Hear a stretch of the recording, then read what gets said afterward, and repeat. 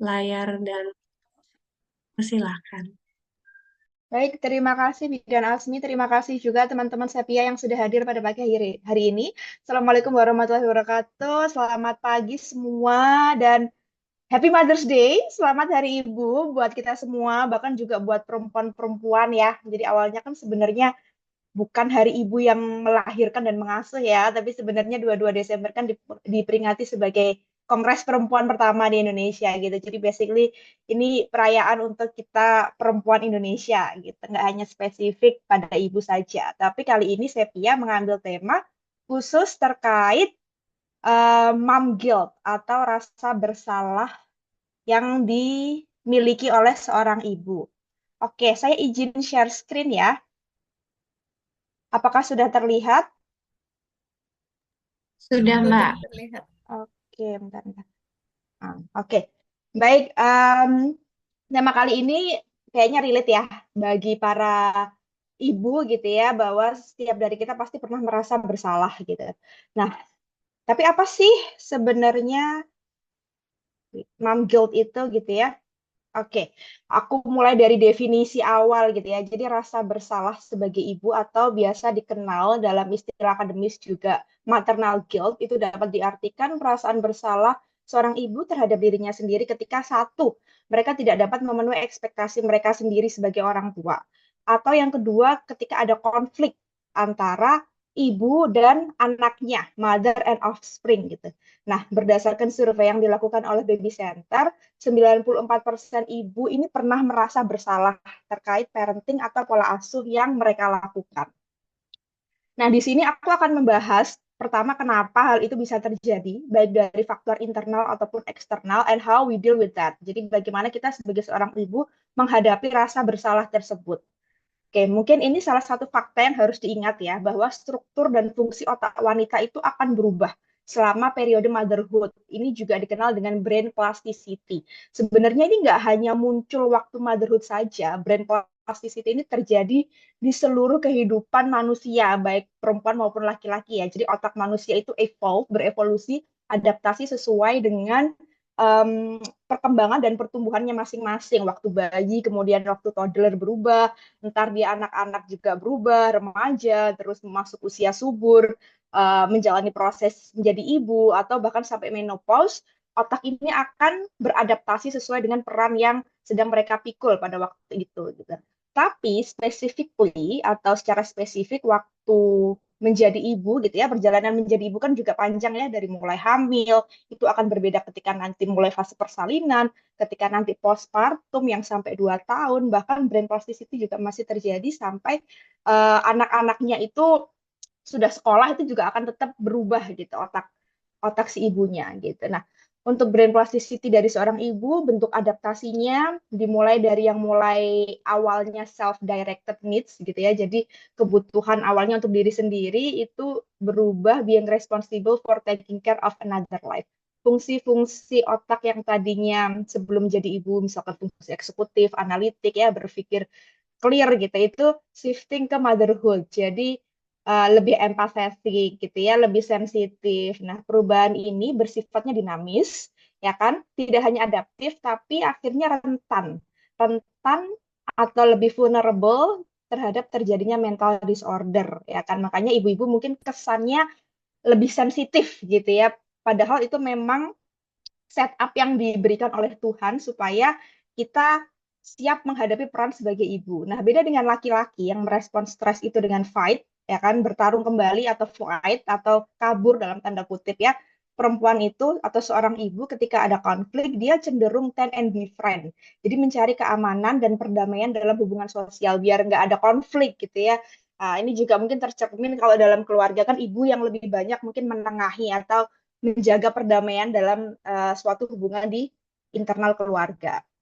Oke, itu fakta yang pertama gitu. Nah, terus kita ngomong terkait rasa bersalah dan parenting. Sebenarnya perasaan bersalah atau guilt ini adalah jenis emosi moral interpersonal yang punya tujuan. Jadi tujuannya itu to repair ya, untuk memperbaiki atau mencegah kita melakukan tindakan yang dapat menyebabkan kerugian atau harm ya, kerugian atau apa ya, masalah gitu ya bagi orang lain. Sehingga guilt ini tidak sepenuhnya jelek gitu. Guilt ini kayak rem gitu bagi kita supaya tidak bersikap semena-mena gitu ya. Mungkin buat kepada orang lain. Nah, guilt ini didasari sama empati. Kita merasakan empati dulu, baru kita bisa merasa bersalah. Dan kita tidak bisa merasa bersalah sama orang yang asing gitu ya. Rasa bersalah itu akan muncul ketika kita punya hubungan yang dekat. Reciprocal relationship, artinya hubungan yang saling atau hubungan keluarga kita sama suami, kita sama orang tua, kita sama anak gitu ya. Ada hubungan kedekatan emosi yang saling gitu ya, saling memberi, saling mengasihi sehingga timbul empati dan ketika kita melakukan kesalahan gitu walaupun kadang kesalahan ini belum tentu sepenuhnya salah, kita merasa bersalah itu tadi. Nah, maternal guilt atau rasa bersalah yang dialami oleh si ibu ini dipercaya reduce aggression and the risk of abandonment. Jadi mencegah seorang ibu gitu ya untuk bersikap agresif, bersikap violence, melakukan kekerasan atau bahkan menelantarkan anaknya. Jadi itu tadi yang seperti saya sampaikan ini tuh kayak rem, which is a good sign ketika kita memiliki rasa bersalah. Oh berarti intuisi keibuan kita nih sedang jalan. Tuhan memberikan intuisi yang benar kepada kita sebagai wanita. We are fully equipped gitu ya with this feeling gitu ya supaya kita menjaga anak kita gitu dengan perasaan bersalah ini supaya tidak melakukan hal-hal yang buruk gitu. Nah, bedanya gitu ya berdasarkan penelitian, perempuan itu memiliki empati yang lebih besar dan rasa bersalah yang lebih tinggi dibandingkan dengan laki-laki gitu. Makanya kadang ibu-ibu kan lebih sering merasa bersalah ya. Saya pun sebagai seorang ibu juga lebih sering merasa bersalah, terus jadinya akhirnya nggak objektif terhadap pengasuhan anak dibandingkan dengan suami saya yang lebih sering bisa berpikir realistis dan merasa bahwa itu bukan kesalahan kamu gitu, itu bahkan bukan sebuah perilaku bersalah gitu. Nanti kita akan bahas dan mungkin teman-teman di sini yang udah jadi ibu bisa share ya, atau mungkin yang belum jadi ibu juga bisa share pengalaman mungkin saudara atau kerabatnya terkait perasaan bersalah. Oke, nah terus perasaan bersalah yang dirasakan ibu itu macem-macem bentuknya. Apalagi di zaman sosial media sekarang ya, di mana kita sering mengcompare diri kita dengan orang lain gitu ya. Sehingga kita melihat, oke, tipe ideal seorang ibu itu seperti ini, ibu tuh harusnya seperti ini, terus kita kok nggak seperti itu gitu. Nah, salah satu contohnya dimulai dari misalkan melahirkan. Merasa gagal sebagai ibu karena tidak bisa melahirkan secara normal gitu ya. Kalau dalam bahasa kebidanan kita menyebut ini pervaginam gitu ya, lewat jalan lahir. Kenapa ya kok aku melahirkannya sesar? Sepertinya tidak merasa menjadi ibu seutuhnya gitu ya, padahal ya tetap jadi ibu gitu. Atau merasa gagal karena tidak menyusui secara eksklusif, merasa gagal dalam pemberian MPASI. Anakku MPASI-nya salah gitu, gagal. Akhirnya berat badannya dia nggak naik sesuai harusnya atau dijudge anaknya stunting. Saya pernah punya teman, dia highly educated, suaminya pun juga highly educated, kemudian anaknya dijudge stunting oleh bahkan dokter-dokter yang di sini gitu. Sebelumnya dia tinggal di UK gitu ya, dan di sana tenaga medisnya sangat santai sekali dalam menyikapi problematika feeding rules gitu ya. Sedangkan di sini kan heboh sekali. Nah, dia merasa bersalah banget dengan proses MPASI yang dianggap gagal nih, sampai anaknya di diagnose stunting. Atau mungkin ibu-ibu yang bekerja, memilih untuk berkarir, merasa tidak punya banyak waktu untuk anak, merasa bersalah ketika harus memprioritaskan pekerjaannya, atau berkeinginan untuk sekolah lagi, meninggalkan anak di tempat penitipan. Ini sering banget beberapa teman saya cerita gitu ya, ketika dia kerja, anaknya harus ditaruh di daycare, kemudian nanti kan anaknya sakit gitu, karena kan kalau di daycare kadang pingpong fenomena ya, kalau ada sakit batuk pilek satu tuh biasanya akan kena yang lain. Nah, di situ dia merasa bersalah gitu terhadap peran dia sebagai ibu yang menitipkan anaknya di tempat penitipan, merasa gagal karena jauh dari anak-anak gitu dan lain sebagainya. Banyak perasaan bersalah yang muncul yang dirasakan oleh seorang ibu terkait perannya sebagai orang tua gitu. Nah, mungkin di sini teman-teman bisa share gimana pengalaman teman-teman Sepia, perasaan bersalah apa sih yang pernah ibu, bunda, mama rasakan selama menjadi ibu. Mungkin bisa ditulis ya di kolom komentar ya. Nanti aku juga akan share ceritaku sebagai seorang ibu merasa bersalah paling besar itu di titik mana gitu. Silakan kalau mau ada yang curhat nanti kita insya Allah di sini jadi tempat aman ya. untuk saling cerita gitu. We listen and we don't judge ya. Kalau katanya netizen TikTok kan we listen and we don't judge. We listen to you, mom, your experience of feeling guilty and we don't judge. Oke, next. Kalau tadi masalah faktor internal ya, jadi memang perubahan otak wanita selama masa motherhood, brain plasticity, membuat fungsi-fungsi yang tadinya analytical, eksekutif, sekarang shifting jadi motherhood, um, lebih nurturing, lebih empathetic, sehingga itu juga membuat kita sebagai ibu tuh rentan dan sensitif terhadap mental disorders gitu ya, termasuk perasaan feeling guilty. Ternyata ada tekanan lain nih dari luar yang membuat kita merasa bersalah. Yang pertama adalah cultural and social expectation of being a mother. Kita sering mendengar tentang narasi ibu tuh harus sempurna, ibu tuh harus perfect gitu ya. Ibu tuh bisa segalanya, padahal ya selayaknya manusia, seorang ibu tuh ya manusia biasa, yang pasti bisa salah. Kemudian ada lagi comparison ya atau perbandingan, dibanding-bandingkan satu sama lain. Tuh ibu kayak gini, tuh anaknya si ibu A udah usia belum setahun udah bisa jalan gitu ya. Lah kamu udah setahun setengah kok anaknya belum bisa jalan gitu. Kayak seolah-olah anak belum bisa jalan atau lebih lambat jalan daripada anak-anak lain itu ya karena kesalahan ibunya. Mom shaming culture, menyalahkan atau melakukan perundungan kepada ibu terkait pola asuhnya. Nanti kita akan bahas lebih detail ya. Nah, yang pertama terkait konsep the ideal or perfect mother gitu, bahwa ibu selalu dianggap sebagai makhluk sempurna, yang serba bisa, padahal ya namanya manusia ya, kita bukan malaikat gitu ya, pasti pernah salah. Dan ekspektasi terhadap narasi di society bahwa ibu tuh harus sempurna ini membuat ibu menjadi kecewa terhadap dirinya sendiri, terutama ketika mereka melakukan kesalahan. Udah dasarnya kalau melakukan kesalahan secara internal otak kita udah merasa bersalah, ditambah pressure dari luar yang memberatkan itu lebih berat sehingga rasa bersalahnya menjadi lebih berat. Oke. Nah, ini ada sebuah studi yang dilakukan di Weird Country ya. Weird Country itu Western, industrialized, educated, rich, and democratic. Jadi intinya negara-negara maju terkait apa sih yang membuat seorang ibu itu disebut a good mother gitu. Jadi ada refleksi sosial. Terus dari hasil penelitian itu disimpulkan gitu ya bahwa ibu yang baik itu ibu yang bisa align atau mengikuti norma-norma di society, yang mana norma di negara-negara maju tersebut ada 5 nih. Dalam research itu disebutkan yang pertama attentive to the child, present mother, bahwa ibu tuh ya harus hadir selalu physically, being present terhadap anaknya. Oke, ibu tuh harus investasi energi, waktu, knowledge untuk mencari tahu atau ngerti semua hal tentang anaknya. Kemudian yang kedua, securing the child successful development, future-oriented mother. Ibu diharapkan oleh society untuk bertanggung jawab gitu ya atas perkembangan fisik anaknya.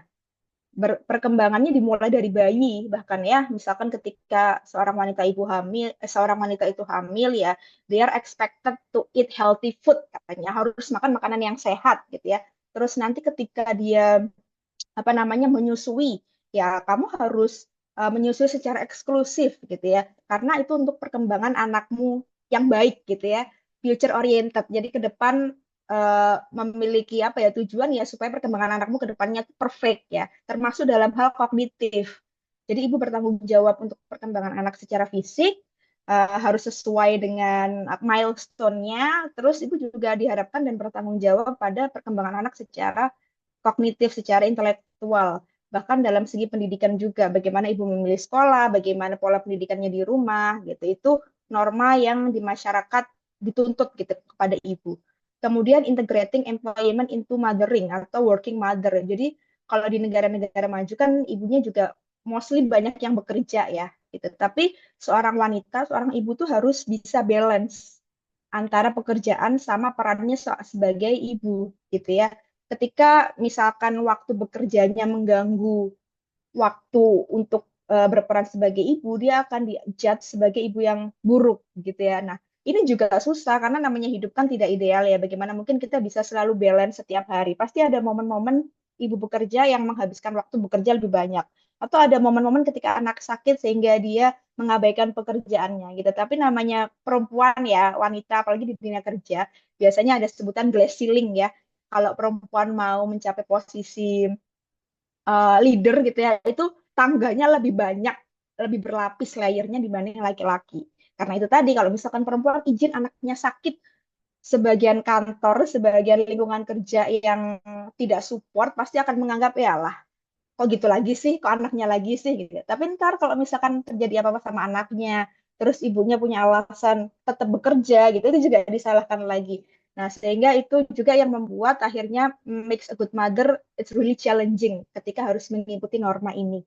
Terus yang selanjutnya norma seorang ibu is expected to being in control. Maksudnya apa sih in control itu? Jadi perempuan itu harus bisa mengontrol semuanya, behaviornya mereka juga.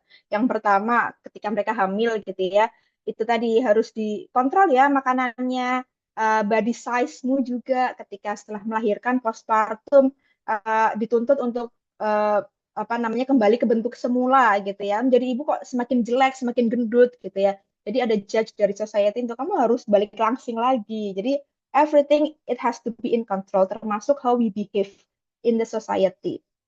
Kalau di luar gitu ya, karena saya pernah punya pengalaman tinggal di UK, di sana tuh playground is common gitu ya. Jadi anak-anak main di playground, biasanya ibu-ibu atau orang tua bapaknya juga ngumpul. Terus di situ kan bisa kelihatan kan bagaimana anaknya bersikap. Misalkan ada anak yang tantrum, marah-marah gitu ya. Nah, di situ seorang ibu tuh dituntut untuk stay behave dalam society ya. Ini norma yang tidak terlihat. Eh, kita nggak bisa marah-marah seimpulsif kalau di sini. Kalau di sini saya masih punya tetangga yang masih mukulin anaknya. No judge, artinya saya tidak membenarkan perlakuannya dia gitu ya. Tapi di sini mungkin ibu punya lebih banyak kebebasan, lebih ekspresif gitu ya dibanding kalau di luar. Kalau di luar anaknya tantrum, kita nggak bisa seenaknya menegur dan memarah-marahin atau bahkan memukul. Jadi you have to stay behave gitu. Kemudian norma yang terakhir adalah being content or happy mother gitu. Bahwa ya seorang ibu tuh ya harus selalu bahagia karena tujuannya seorang wanita in the long run goalnya sebagai ibu. Sehingga kalau sudah menjalankan peran maternal ya you have to be happy. Ketika kamu merasa tidak bahagia, there is something wrong with you. Judge-nya seperti itu. Even kalau misalkan ini ada salah satu pernyataan yang menarik di paper ini, bahkan ketika ibu merasa bersalah, merasa tidak bahagia dalam prosesnya menjadi ibu, direm-rem itu bahasa Jawa ya, bahasa Indonesianya tuh kayak dialihkan, ya nggak apa-apa sih sekarang nggak bahagia, tapi kamu tetap harus mencari apa namanya kausanya, penyebabnya kenapa kamu nggak bahagia dan kamu sedang deal with that, sedang mengatasi itu untuk menjadi bahagia. Jadi intinya ibu tuh ya harus bahagia, even you are not happy right now, but you have to try to find why you are not happy and being a happy eventually. Gitu. Sehingga ini juga sangat menyiksa ya dalam tanda kutip karena kita tidak bisa channeling dengan sehat emosi kita. Nah, ini untuk di negara-negara maju gitu ya. Nanti aku akan kasih comparison kalau di negara berkembang atau Asian culture itu juga berbeda lagi gitu normanya. Nah, mungkin di sini teman-teman bisa share norma-norma apa yang sekiranya membuat teman-teman itu apa ya, tertekan gitu atau berekspektasi tinggi akan peranmu sebagai ibu. Nanti bisa tulis juga ya di kolom komentar ya sambil nunggu ceritanya teman-teman, mungkin di sini aku akan ceritaku. Jadi sebagai seorang bidan ya, self-claiming as a midwife itu membuat saya merasa harus sempurna dong dalam proses menjadi ibu ya, mulai dari melahirkan, menyusui, aku udah punya imajinasi nih bahwa oke, proses persalinanku harus pervagina, menyusui harus eksklusif, bahkan aku nggak mau pakai pompa gitu ya. Terus nanti MPASI-ku seperti ini, feeding rules-nya tepat, anakku perkembangannya optimal gitu. Tapi ternyata semua itu runtuh ketika bahkan anakku tidak bisa mendapatkan ASI eksklusif. Karena ada masalah medis, dia harus disupport sama susu formula, and I blamed myself for not being competent as a mother, as a midwife gitu ya. Jadi penyesalan terbesar saya gitu adalah tidak bisa memberikan ASI eksklusif, harus disupport sama formula. It took 9 months ya, butuh waktu kayaknya kurang lebih 9 bulan gitu ya bagi saya embrace dan memaafkan diri sendiri setelah beberapa kali konsul sama mental health counselor, saya konsul sama teman-teman psikolog, kebetulan saya punya beberapa teman-teman psikolog gitu ya. Dan ketika konsul sama mereka ya sebenarnya mereka bilang, Mbak Lia, it, it's even not a fault gitu. Itu bahkan bukan sebuah kesalahan gitu. Tapi karena saya set up expectation yang terlalu tinggi, saya merasa itu kesalahan. Nah, yang dilakukan suami saya jelas tidak menyalahkan saya ya, alhamdulillahnya. Malah dia bilang gini, ya selayaknya manusia gitu ya, kamu pasti pernah berbuat salah. Dan ketika ada masalah nih ya, udah tahu Aira, nama anak saya Aira, ada masalah dalam tumbuh kembang, dalam nutrisi, dalam berat badan ya. Terus ketika kamu memaksakan ASI dan tidak catch up, nanti akan ada masalah lagi nih ke depannya. Toh kita juga sudah konsul ke spesialis, kita sudah konsul ke ahlinya, ya sudah nggak masalah ketika kita berada di persimpangan masalah gitu ya, kita harus milih secara cepat mau lurus, mau belok kanan, mau belok kiri, dan pada waktu itu toh kita juga sudah konsul ke ahlinya, bukan sesuatu yang kita karang-karang, kita juga punya ilmu, akhirnya memutuskan untuk ya udah deh pakai susu formula gitu ya, walaupun tetap saya tuh nangis setiap malam kayak kenapa harus nggak bisa menyusui eksklusif gitu ya. Nah, itu tadi. Jadi perasaan bersalah bagi saya adalah tidak bisa memberikan ASI eksklusif kepada anak saya di mana saya seorang bidan. Mungkin nanti teman-teman juga bisa share ya, kira-kira perasaan bersalah yang dialami apa aja gitu. Itu yang pertama. Jadi expectation social culture terhadap peran seorang ibu-ibu yang sempurna itu harus seperti apa? Harus serba bisa, harus yang behave, yang tahu semuanya, yang bertanggung jawab atas milestone anaknya, baik secara fisik ataupun kognitif, gitu ya. Yang harus selalu bahagia, karena ya tujuan setiap perempuan itu ya pengen jadi ibu. Jadi it's something wrong ketika kita tidak bahagia. Nah, itu adalah norma-norma yang sometimes membuat kita menjadi lebih tertekan dan lebih merasa bersalah. Yang kedua adalah comparison atau mom shaming culture gitu ya, budaya bullying, budaya perundungan, baik itu sengaja ataupun tidak sengaja. Nah, ternyata menurut survei yang dilakukan Health Collaborative Center, 7 dari 10 ibu itu mengalami mom shaming. Yang mana mom shaming itu justru dilakukan oleh orang terdekat ibu itu sendiri. Keluarga 50%, orang di lingkungan tempat tinggal atau tempat kerja 20% gitu. Nah, bahayanya apa sih perundungan terhadap sesama ibu gitu ya? Yang pasti satu itu akan mempengaruhi pola pengasuhan ibu sendiri. Ibu akan mempertanyakan, iya ya, aku salah ya ngasuh seperti ini gitu. Itu juga berdampak sama kesehatan mental. Ibu bisa mendapatkan gangguan kesehatan mental, rasa malu, rasa bersalah, serta ini yang paling bahaya adalah ibu yang terkena mom shaming akan melakukan mom shaming kepada ibu yang lain gitu ya. Ibu yang menerima perundungan dan tidak mendapatkan dukungan emosional beresiko 3 kali melakukan mom shaming kepada ibu lain. Jadi ini mata rantai yang akhirnya nggak akan putus-putus nih. Oke, nah kalau buat teman-teman ibu-ibu mungkin bunda-bunda di sini pernah nggak sih dapat mom shaming? Pernah nggak sih dapat perundungan sesama ibu dari ibu yang lain gitu ya? Nah nanti mungkin bisa bisa cerita ya. Kita akan bahas di sesi terakhir, sesi tanya jawab sama sesi curhat nih ya. Silakan kalau mau cerita pengalamannya, merasa bersalah karena ekspektasi society atau dibanding-bandingkan sama orang-orang sekitar atau keluarga, boleh banget ceritain. Oke, and this is my story gitu. Jadi sebenarnya kalau diejek sama keluarga pasti pernah ya. Kayaknya kita semua di sebagai ibu pasti pernah lah dari omongan tetangga, dari omongan keluarga gitu. Kalau saya dulu diejeknya yang saya ingat ya, terkait pola tidur anak saya. Jadi memang anak saya waktu lahir dia bangunnya di malam hari, tidur di pagi hari gitu. Nah, sebagai seorang bidan, saya memiliki knowledge dan keyakinan bahwa ya ini harus diatur. Namanya bayi kan dia benar-benar tidak ada knowledge sama sekali dan kita yang membentuk ya, kita yang shaping their karakter. Kalau pagi ya saya buka jendelanya, kalau malam ya saya matiin lampunya sehingga pelan-pelan saya mengubah pola tidur si bayi tersebut. Si anak saya maksudnya. Nah, tapi ternyata perlakuan saya ini dipandang jelek gitu sama salah satu keluarga sama tante gitu. Dia bilang kalau ya udah bayi kan ya memang tidurnya di pagi hari, ya udah nggak usah dipaksa-paksa gitu. Cuman pada waktu itu saya tidak membalas karena udah capek ya jadi ibu tuh kan capek menyusui setiap 2-3 jam sekali begadang, terus harus menanggapi nyinyiran-nyinyiran. Kadang kita bukannya nggak mau nanggepin ya, tapi kayaknya udah nggak ada energi dan kita memilih energi kita digunakan untuk taking care of our child gitu, instead of debating with others gitu ya kan.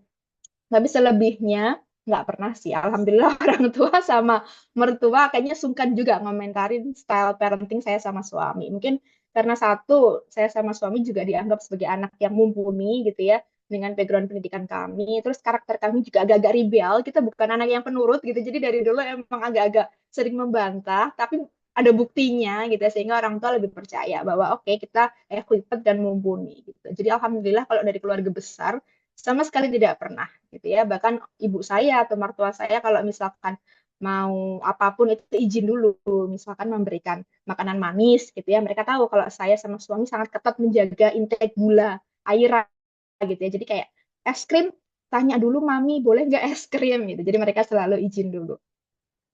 Oke, nah itu tadi rasa bersalah kepada ibu, rasa bersalah yang dialami ibu karena we set the expectation. Tapi ada juga rasa bersalah yang disebabkan karena konflik orang tua sama anak gitu ya. Biasanya konflik ini memicu punishment yang diberikan orang tua sama anak, baik verbal atau fisik gitu ya. Seperti perkataan kasar, hukuman memukul gitu ya.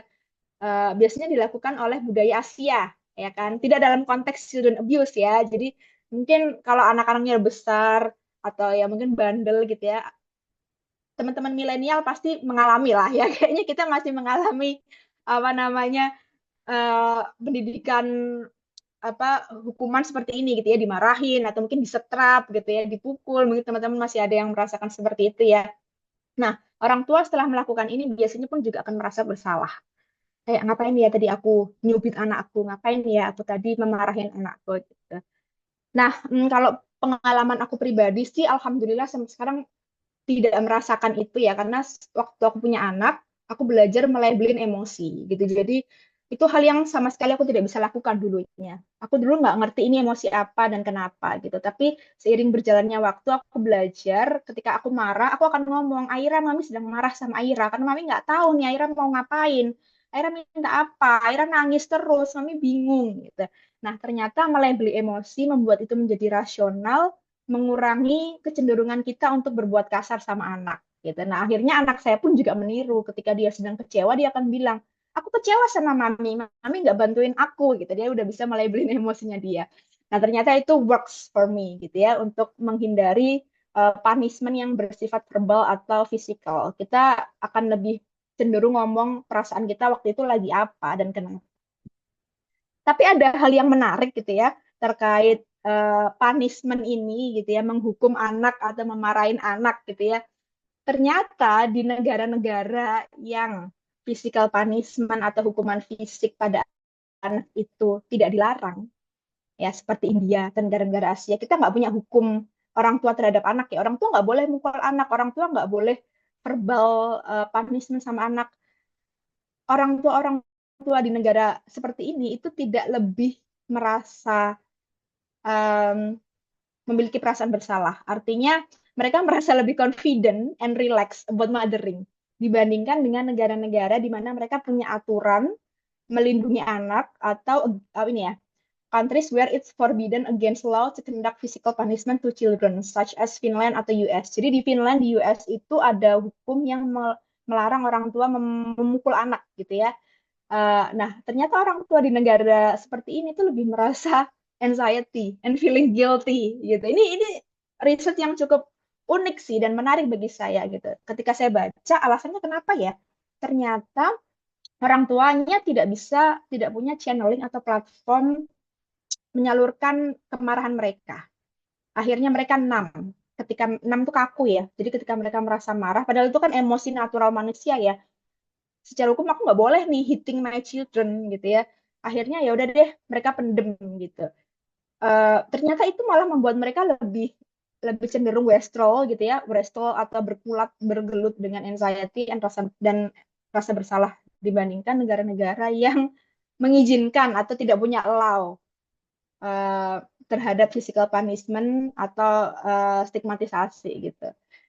Itu menarik sih research ini. Jadi aku juga, oh langsung keingetan beberapa VT kan. Kalau mungkin teman-teman pernah lihat gitu ya, comparison parentingnya Nikita Willy sama Mak Damis gitu ya, di mana Nikita Willy kan sangat lembut gitu ya.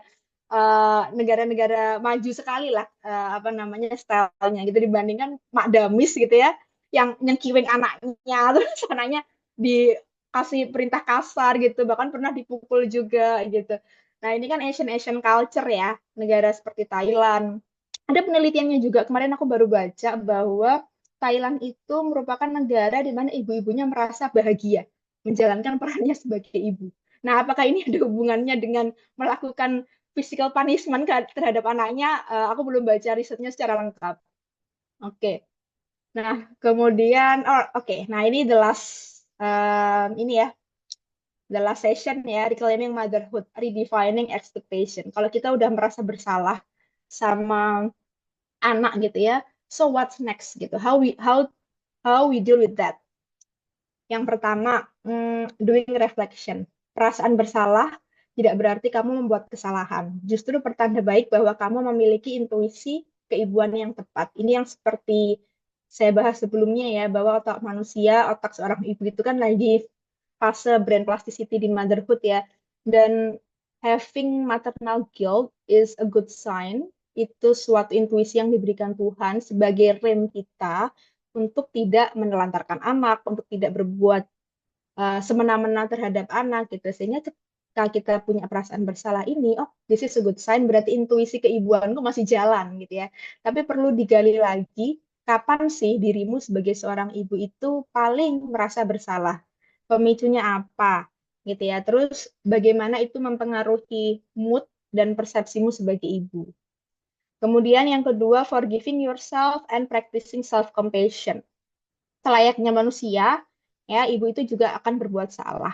Sengaja atau tidak, ya, sengaja atau tidak. Jadi skill yang perlu dimiliki ibu itu belajar memaafkan dirimu sendiri.